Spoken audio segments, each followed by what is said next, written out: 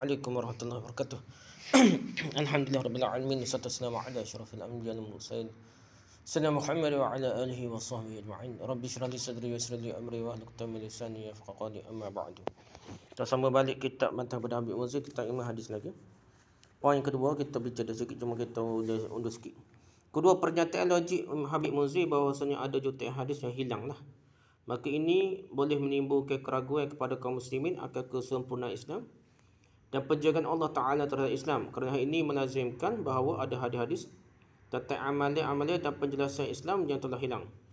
Kalau hadis-hadis yang ada di buku-buku hadis seluruhnya tanpa perorangan tidak sampai 50,000 hadis, sebagaimana penjelasan Ibn Hajar tadi, padahal jumlah hadis yang hilang menurut Habib Muzir adalah jutaan hadis lah, maka tentunya yang terjaga dari Islam kurang daripada 5% saja agama Islamnya.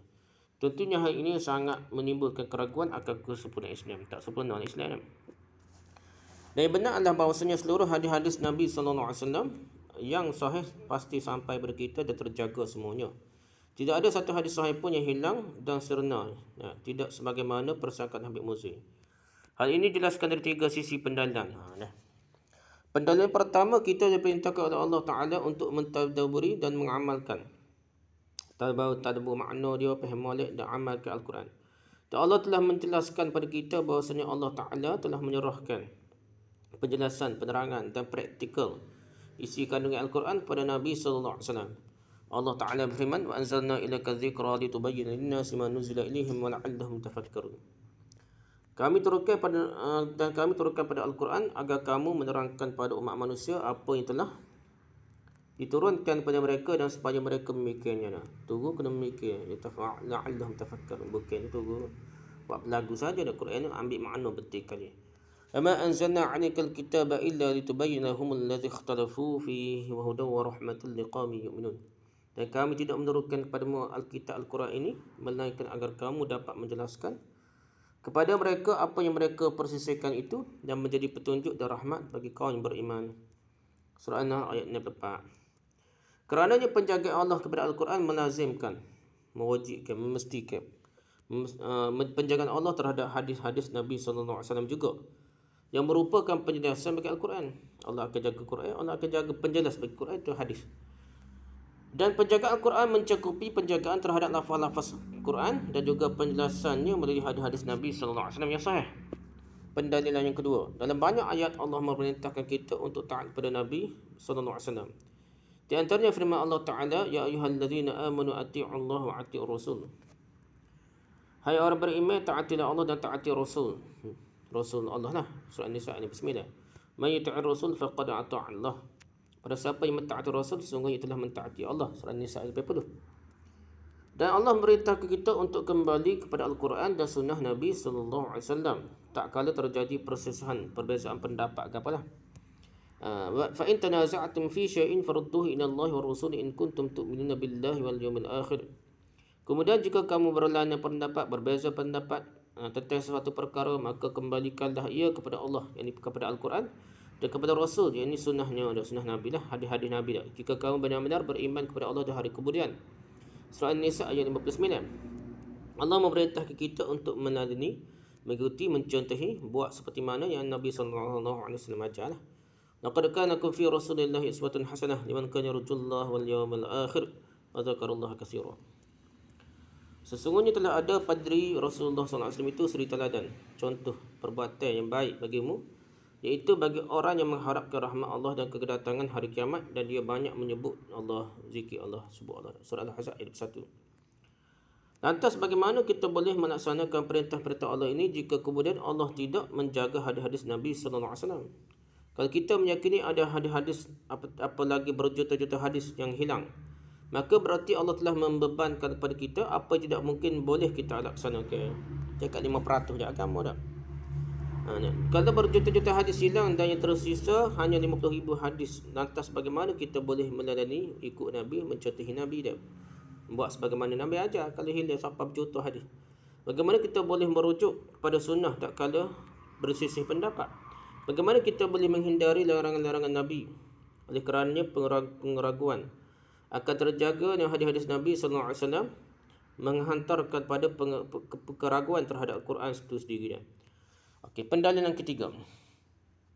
Sabda-sabda Nabi SAW merupakan wahyu dari Allah SWT sebagaimana Al-Quran juga. Kerananya sabda-sabda Nabi SAW termasuk az-zikr yang akan dijamin oleh Allah penjagaannya juga. Bukan Al-Quran saja dah. Ibn Hazm rahimahullah berkata, min zalika wa qala ta'ala ana nahnu nazzalna dzikra wa inna lahu lahafizun. Wa qala ta'ala qul innama unzirukum bil wahyi. Fa akhbara ta'ala kama qadimna anna kalam nabiyhi sallallahu alaihi wasallam kulluhu wahyun wal wahyu bila khilaf dzikrun wal dzikru mahfuzun binass al-Quran fa sahha bidzalika anna kalamahu sallallahu alaihi wasallam kulluha mahfuzun bihifzillah azza wa jalla madmunun lana annahu la yudhi'u minhu shay'un idh ma hafizahu Allah ta'ala fa huwa bil yaqin la sabila ila ay yudhi'a minhu syai'an fahuwa manqulun ilaina kulluhu falillahi al-hujjatu alaina abadan wa qala ta'ala inna nahnu nazzalna dzikra wa inna lahu lahafizun. Sesungguhnya kamilah menurunkan zikr dan sesungguhnya kamilah yang menjaganya, memeliharanya. Surah Al-Hijr ayat 9. Dan Allah Ta'ala katakanlah Muhammad, sesungguhnya aku hanya memberi peringatan wahyu. Surah Al-Anbiya ayat 45. Allah mengabarkan sebagaimana telah lalu bahawasanya sabda Nabi SAW seluruhnya adalah wahyu dan tidak ada persisihan bahawasanya wahyu merupakan az-zikr. Dan az-zikr terjaga oleh Allah berdasarkan nas dari Al-Quran. Nahnu nazzikra wa inna lahu lahafizun. Zikr, az-zikr saja dari Quran sebut az-zikr. Cuma nak bahas Al-Quran dan hadis lah. Ada kata Al-Quran saja ada, tapi maksudnya Al-Quran dan hadis. Maka demikian benarlah bahawa seluruh sabda Nabi SAW terjaga dengan penjagaan Allah juga. Terjamin bagi kita bahawa tidak ada sedikit pun yang hilang. Kerana sesuatu dijaga oleh Allah SWT, maka kita yakin bahawa tidak akan ada sedikit pun yang hilang. Seluruh sabda Nabi SAW telah dinukilkan kepada kita semuanya. Al-Hikam fi Usul Al-Hakam 1-8. Jadi Al-Quran itu dijaga, begitu juga hadis. Yang menjelaskan Quran itu Allah jamin juga, Allah jaga. Dia tak akan hilang. Bukan hilang. Memang hak hilang itu sebenarnya bukan hadis lah. Ibn Hazm rahimahullah juga berkata, ila wujudi abadan wasani anna Allah Ta'ala qad qala anna nahnu nazzalna dzikra wa inna lahu lahafizun fadmunu 'inda kulli man yu'minu billahi wal yawmil akhir anna ma takfulullah ta'azza wa jalla yahfazuhu fa huwa ghairu dha'i'un abadan la yashakku fihi dhalika muslim. Wa kalamun nabiy sallallahu alaihi wasallam kulluhu wahyun wa biqali ta'ala wa ma yantiqu 'anil hawa in huwa illa wahyun yuha wal wahyu dhikrun bi ijma'in al ummah kullaha wa dhikru mahfuzun bil dhammi فكلامه عليه السلام محفوظ بحفظ الله عز وجل ضرورة ما نقول كلها إلينا لا بد من ذلك فلو كان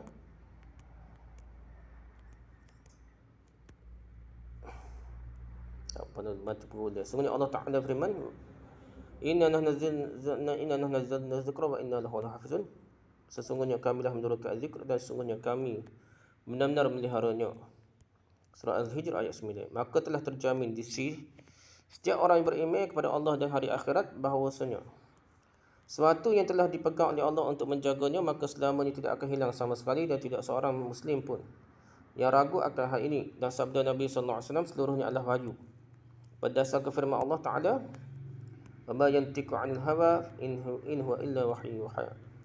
Dan tiadalah yang diucapkan, iaitu yang Al-Quran menurut kemahuan hawa nafsunya. Ucapannya itu tiada lain hanyalah wahyu yang diwahyukan kepadanya. Surah An-Najm ayat 2 hingga 4. Dan umat seluruhnya telah bersepakat bahawa wahyu adalah zikr. Dan az-zikr dijaga oleh Allah berdasarkan nas Al-Quran. Maka sabda-sabda Nabi SAW pasti dijaga oleh Allah. Pasti seluruh sabda-sabda Nabi telah dinukil kepada kita. Al-Ahkam fi Usul Al-Hakam 2-171. Dari penjelasan di atas maka difahamilah bahawasanya meskipun para ulama menghafal ratusan ribu hadis atau bahkan sejuta hadis, maka mereka memilih dari jalan-jalan jalur periwayatan hadis-hadis sahih tersebut. Banyak hadis itu bukan banyak mata isi kandungan hadis, tapi banyak jalur. Sehingga apa yang mereka tulis telah mewakili kebanyakan apa yang tidak mereka tuliskan dari hadis-hadis sahih. Kadang banyak jalur ni pilih hak kira terbaik ke, hak kira penting ke dah. Ibn Hajar sekali ni berkata, wa dzikra Abu Hafs Umar bin Abdul Majid al-Mayanshi في كتابه إيضاح ما لا يسمح ما لا يسع المحدث جهله الذي اشتمل عليه كتاب البخاري من الأحاديث 7600 ونيف اختارها من ألف حديث و600 ألف حديث ونيف.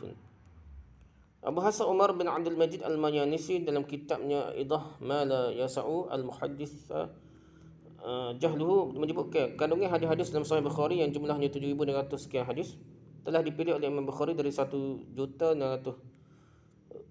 sekian hadis. 1,600,000 sekian hadis.